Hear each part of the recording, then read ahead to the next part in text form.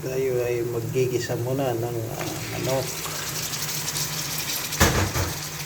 Marinitin natin to ng black pepper sa kasoy.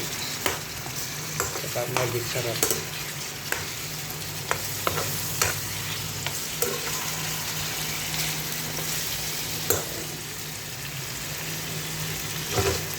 Habang sa kabila, pinakuluan na natin yung munggo. Pag lumambot na yung munggo, saka natin ilalagay itong background ko muna itong manok.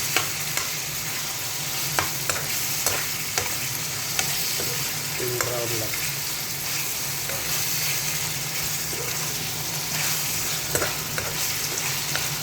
Para pananghalian. Relax pagkain kasi upo ngayon tapos maglalaba maglinis kaya yung buhay ay nabali.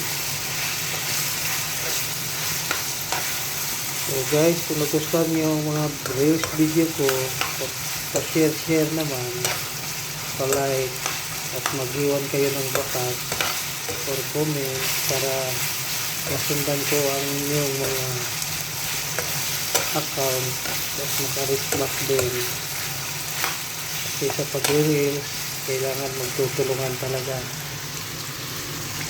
So yun lang po. God bless.